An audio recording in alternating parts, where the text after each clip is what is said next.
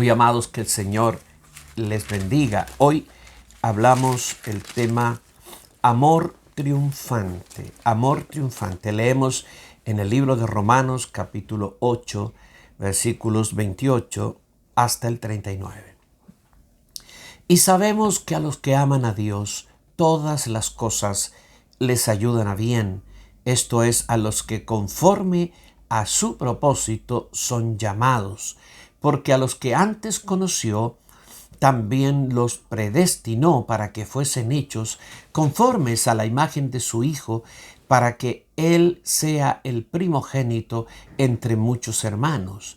Y a los que predestinó, a estos también llamó. Y a los que llamó, a estos también justificó. Y a los que justificó, a estos también glorificó.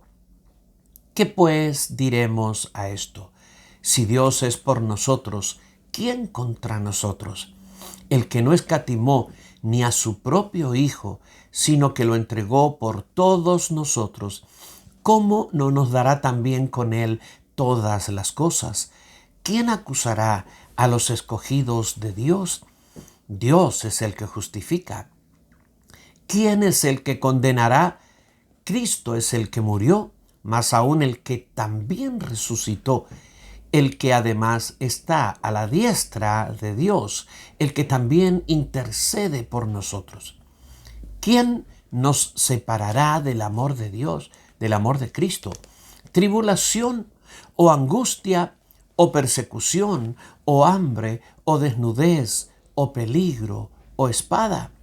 Como está escrito: por causa de ti somos muertos todo el tiempo, somos contados como ovejas de matadero. Antes, en todas estas cosas, somos más que vencedores por medio de aquel que nos amó. Por lo cual estoy seguro de que ni la muerte, ni la vida, ni ángeles, ni principados, ni potestades, ni lo presente, ni lo porvenir, ni lo alto, ni lo profundo, ni ninguna otra cosa creada nos podrá separar del amor de Dios que es en Cristo Jesús, Señor nuestro. Amén. Amor triunfante. De esto es que vamos a hablar. Si puedes observar, este pasaje comienza hablando del amor y termina hablando del amor. Por eso el versículo 28 dice: y sabemos que a los que aman a Dios, todas las cosas les ayudan a bien. Y termina diciendo: estoy seguro de que ninguna cosa creada nos podrá separar del amor de Dios que es en Cristo Jesús, Señor nuestro. Así es que este pasaje habla del amor y todo está envuelto en este concepto del amor. Ahora, la primera cosa que podemos hablar es de los que aman a Dios, porque empieza hablando de los que aman a Dios y termina hablando de los que aman a Dios, evidentemente, los que lo amamos. Versículo 28. Sabemos que a los que aman a Dios, todas las cosas les ayudan a bien. Esto es, a los que conforme a su propósito son llamados. ¿Quiénes son los que aman a Dios? ¿Quiénes son los que aman a Dios? Aquí dice que los que aman a Dios son aquellos que conforme a su propósito son llamados. Y estos que conforme a su propósito son llamados son los que lo aman, ¿no? Entonces podemos hacer una primera conclusión de que ellos aman a Dios no porque lo quieren amar, no porque así como espontáneamente despertó el amor de Dios en ellos, sino porque son llamados conforme a su propósito. Por eso, porque Dios los llamó, porque Dios tiene un propósito con ellos y porque dentro de ese propósito hay gracia derramada en la vida de esas personas, es que ellos pueden amar a Dios. En el libro de Romanos, capítulo 5, versículo 5, el apóstol Pablo dice, el amor de Dios ha sido derramado en nuestros corazones por el Espíritu Santo que nos fue dado. El amor de Dios ha sido derramado en nuestros corazones por el Espíritu Santo que nos fue dado. De manera que solamente tú puedes amar a Dios si el Espíritu Santo ha derramado en ti su amor. Si no, no lo puedes amar de la manera que Dios exige ser amado. En 1 Corintios capítulo 12, en el versículo 3, el apóstol Pablo dice algo sumamente interesante. Por tanto os hago saber que nadie que hable por el Espíritu de Dios llama anatema a Jesús, y nadie puede llamar a Jesús Señor sino por el Espíritu Santo. Aquí el asunto gira en torno al Espíritu Santo. Si hablas conforme al Espíritu Santo, si hablas por el Espíritu, tú no puedes llamar a Jesús anatema, no puedes llamar a Jesús como si Él fuera una blasfemia, como si Él fuera diablo. Tú no puedes atribuir a Jesús las obras del diablo, ¿no es cierto? O tú no puedes ofender a Jesús si tú tienes al Espíritu Santo y estás hablando por el Espíritu Santo, porque el Espíritu Santo jamás ofenderá a Jesús, y porque la tarea del Espíritu Santo es glorificar al Hijo, así como el Hijo glorificó al Padre. Por eso Jesús dijo, Él me glorificará hablando del Espíritu Santo. Entonces, por otro lado, el apóstol Pablo dice que nadie puede llamar a Jesús Señor sino por el Espíritu Santo. Para que alguien con propiedad, con convicción espiritual, llame a Jesús Señor, Kyrios, Kairos, Señor, debe estar hablando por el Espíritu Santo. Debe estar hablando bajo inspiración del Espíritu Santo. Cualquiera puede decir que Jesús es Señor. El mismo Señor Jesucristo dijo que en aquel día muchos le dirán, Señor, Señor, hicimos milagros en tu nombre, Señor, Señor, echamos fuera demonios. Pero el Señor les dirá, apartaos de mí, obradores de iniquidad. Estos llaman a Jesús Señor, pero no con el poder o con la convicción generada por el Espíritu Santo de que Jesucristo es realmente el Señor de señores y Rey de reyes.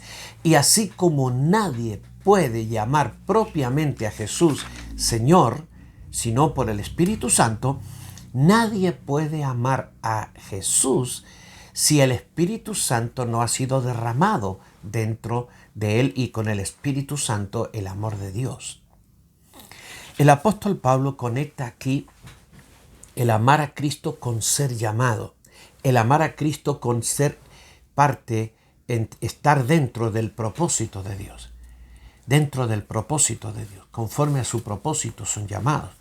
Entonces, si tú estás dentro del propósito de Dios, será imposible que tú no lo ames. Y si tú lo amas, es porque estás dentro del propósito de Dios. ¿Cuál es el propósito de Dios?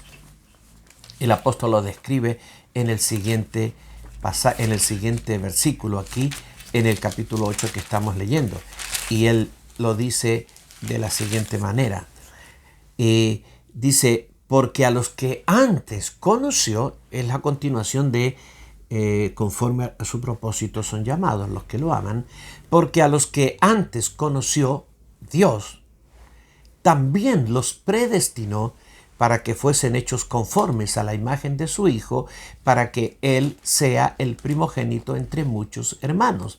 Y a los que predestinó, a estos también llamó, y a los que llamó, a estos también justificó, y a los que justificó, a estos también glorificó. ¿Cuál es el propósito de Dios? La glorificación de sus hijos. Y entonces todo comienza en la eternidad pasada. Los conoció, 1, 2, los predestinó, luego en el tiempo, 3, los llamó, 4, los justificó y 5 los glorificó. Estos 5 pasos describen el propósito de Dios con aquellos que aman a Dios, con nosotros. Nosotros fuimos conocidos por el Señor en la eternidad pasada. Nosotros fuimos predestinados en la eternidad pasada. Nosotros fuimos llamados en el tiempo, en nuestro tiempo, en nuestra vida terrenal.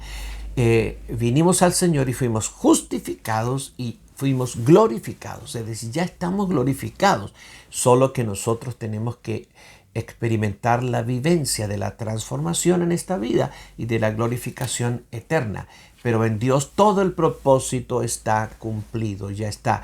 Observa, todos los verbos son conjugados en tiempo pasado. Esto significa que el propósito de Dios está completamente cumplido en nosotros.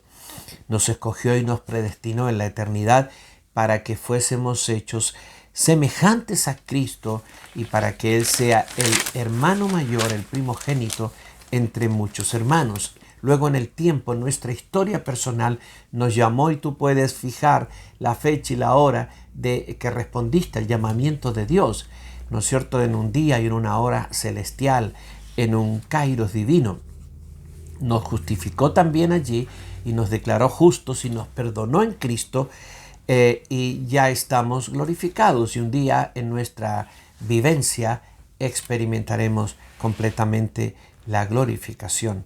Ahora el Señor aquí a través de Pablo habla de algo más y él dice, si Dios es por nosotros, si Él está a nuestro favor, si Él nos tiene reservados, si somos parte de su propósito desde la eternidad, ¿cómo no nos dará con Él todas las cosas? Y está hablando de que a los que aman a Dios todas las cosas les ayudan a bien. Y aquí dice que nos dará todas las cosas. Entonces todo está conectado, este pasaje está todo conectado. El libro de Jeremías, en el capítulo 29, versículos 11 al 13, nuestro Dios dice, porque yo sé los pensamientos que tengo acerca de vosotros, pensamientos de paz y no de mal, para daros el fin que esperáis. Entonces me invocaréis y vendréis y oraréis a mí y yo os oiré. Y me buscaréis y me hallaréis, porque me buscaréis de todo corazón. Dios está a tu favor y Dios trabaja a nuestro favor, cuidándonos, guiándonos, a veces corrigiéndonos, otras veces fortaleciéndonos, animándonos, redireccionándonos, ¿no? El amor de Dios es tan fiel, tan real, que no escatimó a su propio Hijo, sino que lo entregó por todos nosotros. Ese es el más alto y sublime acto de amor de todo el universo, la entrega del Padre. Mira, usa la palabra escatimar, que en el griego es pheidomai, que significa abstenerse, evitar, eximir. Es decir, él no se eximió, no evitó el darnos a su Hijo. Él no escatimó a su propio Hijo, sino que lo entregó. Él no eximió a su propio Hijo de esta entrega que era tan dolorosa, que venía acompañada de sufrimiento, muerte, rechazo, oprobio, escupos, tortura. No escatimó a su Hijo, sino que por amor lo dio por nosotros. Y el apóstol Pablo, hablando de las cosas, porque dice que todas las cosas nos ayudan a bien, dice, si Él nos dio a su Hijo, si Él nos dio a su Hijo, ¿cómo no nos va a dar todas las cosas, las demás cosas?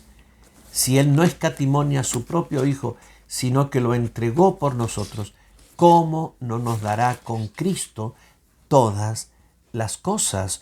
Lo pregunta, ¿no es cierto? ¿Cómo no nos dará con Él todas las cosas? Como diciendo, pero ¿cómo se te ocurre pensar que Él no te dará todas las cosas en Cristo si lo dio al mismo Cristo, a su mismo Hijo? Si su amor fue tan grande que dio a su Hijo por nosotros, su amor tan grande también nos dará todas las cosas con Cristo. El amor del Señor es para nosotros incomprensible, no tiene dimensión, no lo podemos dimensionar, pero sí lo podemos experimentar y disfrutar. Bendito sea el Señor.